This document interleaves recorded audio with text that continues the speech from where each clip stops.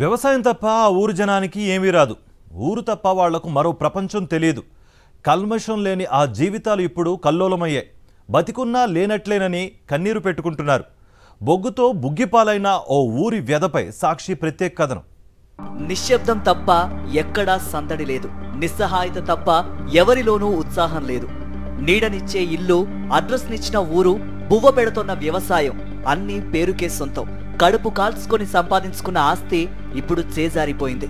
నిలువ నీడ లేకుండా కట్టు బట్టలతో ఏ క్షణాన్నైనా ఈ ఊరు విడిచి వెళ్లిపోవాల్సిన పరిస్థితి వచ్చేసింది. పుష్కర కాలంగా ఒక ఊరు అభివృద్ధికి ఆమడ దూరంలో ఉంది. మొత్తంగా సింగరేణి బొగ్గుబావుల కోసం ఆక్రమించుకున్న తర్వాత అటు ప్రభుత్వ నిధులు అందక, మరొకవైపు సింగరేణి పట్టించుకోక, ఏ పథకాలు కూడా అందని ఒక ఊరుగా మిగిలిపోయింది. ఆ ఊరి కథ ఏంటో తెలుసుకోవాలంటే మీరు ఒకసారి నాతో రండి, నేనే మీకు చూపిస్తాను. మీరు చూస్తున్న ఈ ఊరు పేరు బుధవారంపేట. పెద్దపల్లి జిల్లా రామగిరి మండలంలో ఉంది. ఈ ఊరితో పాటు పక్కనే ఉన్న రాజాపూర్ గ్రామంలో బొగ్గు గనులున్నట్లు సింగరేణి సంస్థ గుర్తించింది. 2012లో ఈ గ్రామాలను విడిచి వెళ్లాలని గ్రామస్తులను కోరింది. అయితే ఆశించిన స్థాయిలో నష్టపరిహారం ఇవ్వకపోవడంతో గ్రామస్తులు ఇక్కడి నుంచి వెళ్లమని తేల్చి చెప్పారు. అప్పటి నుంచి ఇటు గ్రామస్తులు అటు సింగరేణి మధ్య కోల్డ్ వార్ జరుగుతూనే ఉంది. అయితే తెలంగాణ సర్కారు తీసుకొచ్చిన ధరణి పోర్టల్ బుధవారంపేట రాజాపూర్ గ్రామస్తులకు శాపంగా మారింది. ఊరి ప్రజలకు తెలియకుండానే భూములన్నీ సింగరేణి పేరు మీదకు మారిపోయాయి. ఆలస్యంగా విషయం తెలుసుకున్న గ్రామస్తులు లబోదిబోం అంటున్నారు. 12 ఏళ్లుగా సింగరేణి చేసిన పని వల్ల నరక యాతన అనుభవిస్తున్నారు. సింగరేణి తీసుకుంటాం అంటే మాకు ధర గిట్టుబాటు కాక మేము ఇయ్యనన్నాం. ఆ సింగరేణి యాక్పై చేసుకొని ఏం చేసింది అంటే మాకు బుక్కులు చేయకుండా చేసింది. మాకు లోన్లు ఇప్పుడు పేద ప్రభుత్వం కూడా రుణమాఫీ అని పెట్టి క్రాప్ లోన్లు పెట్టింది. ఆ క్రాప్ లోన్ కూడా క్లియర్గా ఏది మనకు ఆన్లైన్గా అనిపించలేదని చెప్పి అవి మాఫీ కాలేదు. ఇప్పుడు కూడా మాకు రుణమాఫీ కానీ ఇక రైతు బంధు, రైతు బీమా మొత్తం పనిచేస్తలేవు. 716 ఎకరాలకు 203 మంది రైతులు ఉన్నారు. ఈ 203 మంది నష్టపోతారు. ఆ గవర్నమెంట్ 10 ఏళ్ళు ఉన్నది, చేయలే. ప్రభుత్వం దృష్టిలోనే కాదు, రికార్డుల్లో కూడా ఈ ఊళ్ళు లేవు, ఈ ఊళ్ళలోని జనాభా లేరు. అందుకే ఇక్కడి గ్రామస్తులకు ప్రభుత్వ పథకాలేవి వర్తించవు. గ్రామంలో ఎలాంటి అభివృద్ధి కనిపించదు. సింగరేణి యాజమాన్యమే రైతు బీమా, రైతు బంధు 7 సంవత్సరాలది గవర్నమెంట్ పెట్టింది. 7 సంవత్సరాల ఉంది, మాకు రాలే. అవి ఇవ్వాలి. రెండోది పాస్బుక్లు వెంటనే రిలీజ్ చేయాలి. లేకుంటే వెంటనే మీ ఊళ్ళకు నెంబర్లన్నీ వేయాలి తీసుకునేటట్టుంటే. లేకపోతే ఈ ఊరికి రాకుండా మమ్మల్ని బదనాం చేయకుండా మీరు బదనాం కావద్దని చెప్పి కరాఖండ్గా చెప్పడం జరిగింది. చర్చలతో ఇటు ప్రభుత్వము అటు సింగరేణి సమయాన్ని వృధా చేస్తోంది తప్ప గ్రామస్తులకు మాత్రం న్యాయం చేయడం లేదు. అటు నష్టపరిహారం ఇవ్వకుండా, ఇటు భూములను అమ్ముకోనివ్వకుండా చేస్తున్న సింగరేణిపై గ్రామస్తులు కోర్టుకెక్కారు. తీర్పు గ్రామస్తులకు అనుకూలంగా వచ్చినా ప్రయోజనం లేకుండా పోయింది. సింగరేణి 708 ఎకరాలు గుంజుకొని రైతులను నానా ఇబ్బందులు పెడుతుంది. ఇదివరకు దీని మీద ఇప్పుడు సుతా మేము గౌరవ హైకోర్టుకు మళ్ళీ పోతున్నాం. ఎందుకంటే రైతు బంధు, రైతు బీమా మాకు ఎందుకు ఇవ్వలేదు, మా పరంగా ఒక తీర్పు వచ్చింది కాబట్టి అని మేము ఇప్పుడు 10 రోజుల క్రితం కలెక్టర్ని కలిసి దరఖాస్తు చేయడం జరిగింది. ఆ తర్వాత స్పందించకుంటే మళ్ళీ గౌరవ హైకోర్టుకు వెళ్ళి మేము న్యాయ పోరాటం చేస్తామని. ఏళ్లకేళ్లు గడిచిపోతున్నాయి తప్ప సమస్య పరిష్కారానికి సింగరేణి, తెలంగాణ సర్కారు ప్రయత్నాలు చేయకపోవడంతో గ్రామస్తుల జీవితాలు దుర్భరంగా మారాయి. నల్ల బంగారంతో నిండిన నేల జీవితాన్ని నవరత్నమయం చేస్తుందనుకున్నారు. కానీ ఊహించని విధంగా బతుకులను మసిబారేలా చేసేసింది. 1 కాదు 2 కాదు, ఏకంగా 708 ఎకరాల విలువైన భూమిని పోగొట్టుకున్న ఈ 2000 జీవితాలు ఎంతటి దుర్భర పరిస్థితుల్లో ఉన్నాయో మాటల్లో చెప్పే కన్నా ప్రత్యక్షంగా చూపించే ప్రయత్నం చేస్తోంది సాక్షి టీవీ. సింగరేణి ఆక్రమించుకున్న తర్వాత బుధవారంపేటతో పాటుగా రాజాపూర్ వంటి గ్రామాల్లో ఇంటింటికి ఒక వ్యత మనకు కనిపిస్తుంటుంది. బొగ్గు గనుల విస్తరణలో భాగంగా బుధవారంపేట, రాజాపూర్ గ్రామాలు సింగరేణి సంస్థ చేతిలోకి వెళ్లిపోయాయి.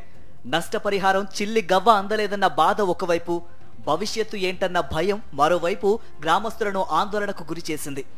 ఆ క్రమంలోనే ఒకరు కాదు, ఇద్దరు కాదు, ఏకంగా 30 మందికి పైగా పేద రైతుల గుండె ఆగిపోయింది. కుటుంబాన్ని సాకే పెద్ద దిక్కు లేకపోవడంతో ఇప్పుడు ఆ కుటుంబాలు రోడ్డున పడ్డాయి. ప్రభుత్వం నుంచి గాని సింగరేణి నుంచి గాని ఎలాంటి సహాయం అందకపోవడంతో వారి బ్రతుకులు కష్టంగా మారాయి. చదివించడానికి కూడా పైసలు లేకుండా ఉన్నది. పరిస్థితి ఘోరం అవుతుంది. సర్కారు బడికి చదివిస్తున్నా మాకు తిండికి కూడా గోసపడే చిన్న పిల్లగాడ అటు ఇటు పోతాడు గోస అవుతుంది బతుకు. అంటే అమ్మ ఇప్పుడు మీ భర్త చనిపోయిన తర్వాత మీ భర్త రైతు కాబట్టి రైతు బీమా అందుతుంది కదా అందరికి, మీరు అడిగారా? అడిగితే ఏమని చెప్పి అడిగితే ఇయ్యలేదు రైతు బీమా ఇప్పుడు రాదు, సింగరేణి కింద పోయింది రాదు అని అన్నారు. సింగరేణి కింద పోయింది రాదు అని అన్నారు. రైతు బీమా రాలే, ఇది రాలే, ఈయన చనిపోతే రాలే. అంటే మీరు అడిగిన అధికారులను అడిగితే అడుగుతా నీ దాంట్లో పోయింది, మీకు అవి రావు ఇవి రావు అని చెప్పారు. సింగరేణిలో పోయిందని 2 ఎకరాలే ఉంది, దానికి ఏం వర్తిస్తలేదు. 20 గుంటలు వాటికి ఇప్పుడు అయిపోతుంది. 1 ఎకరంన్నరనే సాగు చేసుకుంటాను. సింగరేణి కింద పోయింది, అది ఎవ్వరు పట్టించుకుంటలేరు, వర్తించలేదు, దేని కూడా వర్తించలేదు. బుధవారంపేట రాజాపూర్ గ్రామాల ప్రజలకు వ్యవసాయం తప్ప మరో ఆధారం లేదు. పండిన పంటను అమ్ముకోలేరు. పంట వేసుకుందామంటే విత్తనాలు ఎరువులు దొరకవు.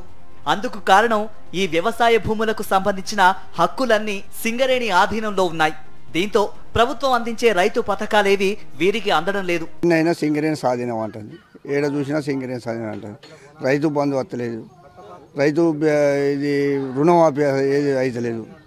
మళ్ళీ ఇంకొకటి మాకు తీసుకుంటా అని ఇయ్యత్తుడు అగత్తుడు ఇప్పుడు పోతే అప్పుడు పోతే అనేది. మొన్న పాస్బుక్లకు అప్లై కూడా చేసాం, అది కూడా రిజెక్ట్ అని పెట్టింది. మాకు మొత్తం పేరట రైతులకు ఎలాంటి మొత్తం సింగరేణి గవర్నమెంటు కుమ్ముక్కయ్యి మమ్మల్ని సింగరేణి ఈ బుధవారపేట గ్రామాన్ని మొత్తం ముంచెత్తుంది. ఇచ్చినాక అమ్ముదామంటే మాకు పాస్బుక్లు అడుగుతారు. పాస్బుక్లు అడిగితే మా పాస్బుక్లు లేవు, చెల్తలేవు. సింగరేణి కింద పోయింది, మీ పాస్బుక్లు మేము చెల్తలేవు అని అంటారు. అంటే మా ధాన్యం ఆన్నే తడిచిపోతుంది. ఎవరో ఒకరు పక్క పొంటి వాళ్ళు గోసీసారు లేక ఆ పాస్బుక్ల మీద పైసలు పడిన వాళ్ళు మేము తెచ్చుకుంటాను. మా పరిస్థితి అట్లా వచ్చింది. పంచిన పంట అమ్ముకుందామంటే మాకు పాస్బుక్ లేదు, బుక్ లేదు.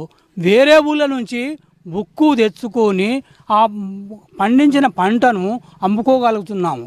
అందుగురించి మాకు రైతు బంధువు లేదు, ఈ పంటలో ఇచ్చిన రుణమాఫీ లేదు, మాకు ఒకటి ఈ బుక్ చెల్లడం లేదు, మాకు ఈ అప్పు ఇచ్చడం లేదు. దానికి మాకు అప్పు కూడా ఇవ్వడం లేదు, లోను బకాయిలు కూడా ఇచ్చడం లేదు. అందు గురించి మా పరిస్థితి ఏంటిది? ప్రభుత్వాలు మారుతున్నాయేమో కానీ ఈ గ్రామస్తుల జీవితాలను మాత్రం ఎవ్వరూ మార్చడం లేదు. కనీసం కాంగ్రెస్ ప్రభుత్వమైనా మాకు న్యాయం చేయాలని కోరుతున్నారు బుధవారంపేట గ్రామస్తులు. రేవంత్ రెడ్డి అయినా మన శ్రీధరబాబు సార్ అయినా ఇక్కడ ఈ నియోజకవర్గమే సార్ కూడా చెప్పినాం, బుక్కులు తొందరలో చేయాలి సార్, మాకు నష్టపోతాను, కష్టంగా ఉన్నాం, బాగా కొనుక్కోను జరుగుతలేదు. పెళ్లిళ్ళు పేరంట ఆపత్తి సాపత్తి పడ్డ రూపాయి కూడా కొనుగోలు అయితలేవు. ఆ బుక్కులు చెల్లలేదు, ఆన్లైన్ చూపించలేదు కదా. చూపించినప్పుడు ఏమవుతుంది అంటే కొనుగోలు ఆగుతుంది. కానీ బాగా ఇబ్బందులు పడుతున్నాయి. మాకు బుక్కులు రావాలని చెప్పి గవర్నమెంట్ కోరుకుంటున్నాం. బొగ్గు గనుల విస్తరణ మీద చూపుతోన్న శ్రద్ధ ఈ సమస్యను పరిష్కరించడంలో సింగరేణి ఎందుకు చూపించడం లేదన్నది అర్థం కాని ప్రశ్నగా మిగిలింది. గ్రామాలే దేశానికి పట్టుగొమ్మలన్న గాంధీ నినాదం బుధవారంపేటలో పక్కకు పోయింది. ఇటు స్వాధీనం చేసుకున్న సింగరేణి పట్టించుకోక, అటు ప్రభుత్వ పథకాలు అందక ఇప్పుడు మొత్తంగా బుధవారంపేట ఏం చేయడం అనే ఒక ప్రశ్నగా మిగిలిపోయిన పరిస్థితి మనం చూస్తున్నాం. కెమెరా పర్సన్ సతీష్తో రమణ, సాక్షి టీవీ, బుధవారంపేట నుంచి.